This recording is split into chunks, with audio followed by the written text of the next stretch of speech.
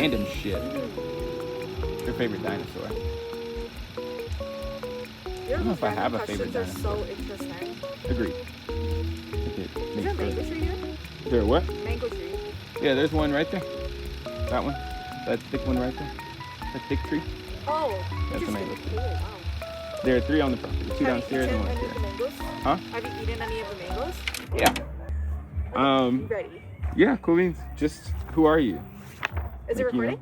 Yeah. Oh, awesome. Who Wow, are you? that's Like, recording. just Nice. like, as if you were introducing yourself to me for the first time. It's interesting because as an artist, like we have something called artist bio, artist statement. Yeah. So I'm very programmed to when people answer that, it's like, oh, I'm Vishwa, I went to so and so university, I do this kind of art, I've been to this kind of residency.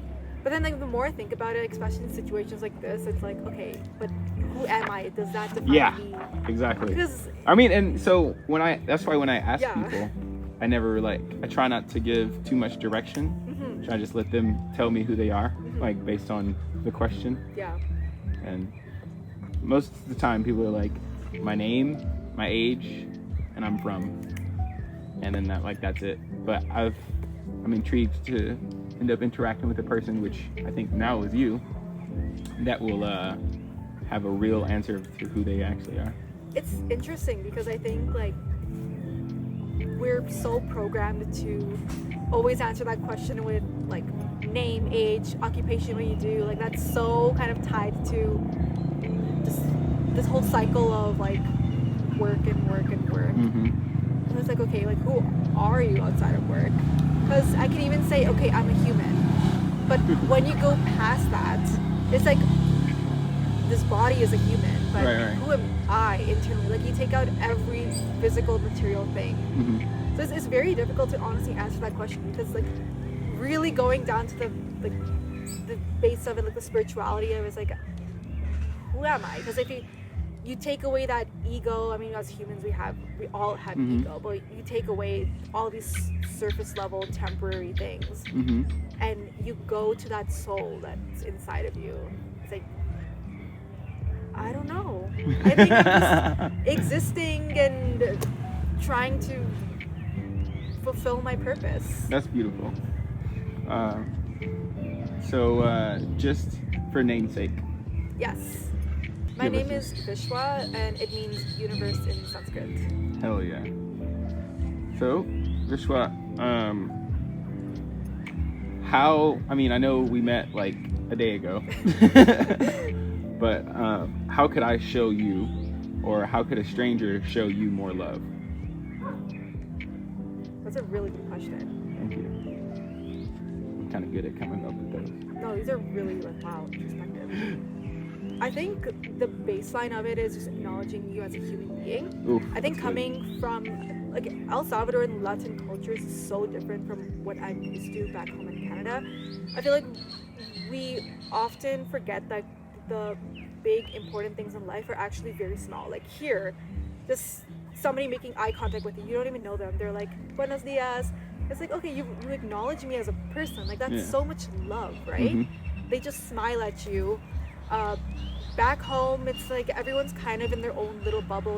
They only acknowledge each other when they kind of need something from you or you need something from them. Very transactional. So I think showing love in the form that you're not expecting anything from it, like very unconditionally in that sense. It doesn't even have to be anything big, just acknowledging you as a human but not wanting anything in return. That's fire. I mean, because love doesn't always have to have some grandiose gesture. Yeah, love can be shown in oftentimes in the most simplistic ways. Do you believe that it's possible to love something or someone too much? 100%. I think as society, and especially like in our Western society, we often kind of make our purpose to either like work. We're loving that money or loving that career status a bit too much. Where that's just consuming you and who you are. Like you're making it just your entire personality and your identity. Or like the purpose is to just like find a significant other, just love them so much, like they're your entire world. I think anything in excess can be detrimental. That's a good point. And anything in like, how to say, like scarcity can also be detrimental. It's kind of like how water can save you, but it can also kill you. Yeah, I was just thinking about that a healthy balance of anything is important. For sure. So I think like, and I would like, I mean, obviously there's that whole like romantic kind of thing, like, oh, there's like a unlimited love, you can just like love. But practically, I feel like, again, like as humans, we all have this ego. It's very difficult to kind of get to a point where, you know, excess of something, an absence of something does not affect us. Like that's, I mean, people go on these spiritual missions to find out how to escape from that. But and it's like very few people are able to. So I think like as regular, normal, day-to-day human beings, yes, I think it's, yeah. So like, when do you know that it's too much? Like how at what signs can I use to tell me like I'm probably a little too far gone on this end? I think in my experience, it's like when you realize, okay, without this one thing, without this one person, without this one opportunity, like I'm gonna like crash out. Like who am I if I don't have this one thing? Okay. So I think it's like if that one thing is taken away from you, will you still be happy with your current life? Or at least will you still be content? Will you still be feeling like you're able to live, like, and you have like a future ahead in that sense? If the answer is no, then maybe like doing a bit more self-reflection, because again, I feel like you come into this world with nothing and you leave with nothing, and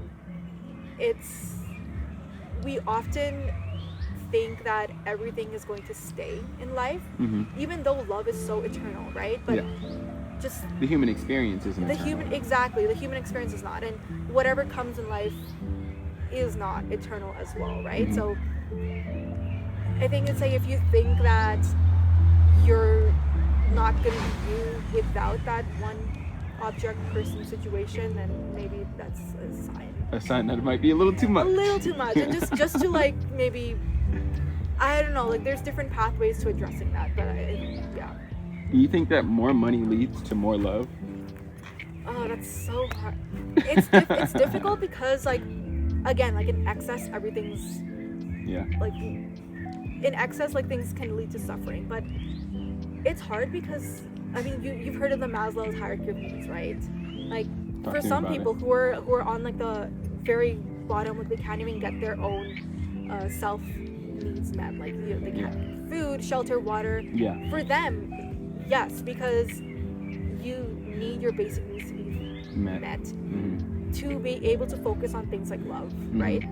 Like, I mean, if you can't even put food on your table, then how are you going to be thinking about like, you know, doing more, like, what's the English translation of seva? It's like doing more like volunteerism, doing like caring more about other people. Like you can't truly care that much for and love other people, other like, animals, things, like whatever it is, without having even your own needs met. But if all your needs are met, if with what you're truly chasing is just like money, like you think that, okay, if I have all this money, then I'm gonna be truly happy, I'm gonna be truly like find love. No, because you see this a lot, like people who are millionaires, they at the end of the day they blow all their money on like different things, like trying to find like love in different forms, like romantic, like friendships, whatever, because it's, I mean, money can't buy true love, right? Like true friendship. It could open up many doors. Yes, right? Like opportunity. Exactly. Maybe you can with more money you can like travel somewhere, you meet somebody, you become great friends, things like that. But at the end of it, like because love is such a eternal principle, and money is just something that we as humans invented. I don't think like you can just buy love. I agree. I think my favorite part about what you said is the fact that money can give you the opportunity to be more capable of loving, but I don't think that there's a direct correlation between how much money you have and how much love you'll experience. Do you feel like you say the words "I love you" enough? Oh, not definitely not. And it's sad. Like I don't like that. That's the answer. I feel like for me, I'm more. I like to show it more. Hell yeah. Just because in my experience, just When I say maybe I should use the word express. Do you feel like I express okay, I love you that's enough? I would say yes, but it's maybe not in like the most direct way. Mm-hmm. Because for me, like the way I like to express, like, you know, love is like seva, or like doing like a lot of volunteerism without expecting anything in return, like working with like Acts of service. exactly, acts of service. Like when somebody mentions in passing, like, oh, I don't like eggplants, then like you remember that, and then when you're cooking for them, like you do not put eggplants. I really truly think that like just love in all forms, it's never like super subtle. Like it can be subtle, but it's also loud in a way. And yeah, I feel like just acts of service, noticing, it's for me it's more worthwhile than grandiose acts. I can understand and agree with that. I do feel as though that I personally feel like people don't vocalize loving each other enough. But to be vocal is not the only way to express love. So I'm although you may not be satisfied with the amount of times that you've said I love you, I'm sure that you have in other forms expressed your love for people or for those around you in many other forms. I think it's also tough because I mean, like the way that maybe you would love somebody, or like love, like whatever, it's very, it may not be received that way. Because for somebody, like maybe like what they would receive as love is somebody saying something verbally, not something that's more subtle, like acts of service. So it's just very difficult to kind of find that line. Yeah. But I think especially between humans as a whole, like communicating that what you see as like love is so important. Yeah. So lastly, do you have like any message, a word, a feeling, or anything that you want to express to maybe other people in the world, maybe to your past self? Interesting. I think I'm always say this, and I think it's something that I've been reflecting so much the past couple of weeks. It's just the importance of like, truly having gratitude and truly grounding yourself. And I think it really ties in what I said, especially at the beginning, where we often were just kind of filling the void that we have with more things, achieving more, like getting bigger career opportunities, more like money, finding like, or filling like that hole with like other people, but like we're always just chasing something, when at the end of the day I think that just having that self-love and that's like gratitude for what you have, what you are, and what like the universe has given you, and also like your privilege, and really understanding that is so incredibly important. I think also just even like, during my time here in Central America, like I'm seeing that, you know, I come from a place with so many opportunities and like privilege, and getting so caught up in that whole like, oh, like I don't have a like significant other, like, oh, like my friends are like they're too busy to text or whatever. I think that's just, we often just forget about what truly we are blessed with, and that like most, like a lot of the answers like really comes from that self-love, gratitude to your situations and opportunities, but also gratitude to nature and the universe and like, where we are physically as well. That's a beautiful message, honestly. I think that a lot of people are finding it hard to be grateful for what they have because they're so focused on what others have, and so even more focused on what they don't have. I think that being present, and it's funny because I was talking to my brother about that recently, being present in your life and grateful for your capacity, for the things that you have, the people that are in your life, the feelings that you experience is really important. I think it helps people be more joyful about what they have and more loving of themselves. I think it's hard because like we often like we think that it's just like, you know, just going up like this. But we often forget that again, like, this is a roller coaster. Like some days like you're like, oh my gosh, life is so shitty. Some days you're like, I love life. But I think just like trying to make that roller coaster a bit like less steep is a journey, and like really finding the love throughout the journey of life is so yeah. important. That's I beautiful. mean, it's something I struggle with a lot. So That's well said. That was a perfect analogy of being able to love the ups and downs rather than trying to just only focus on going linear.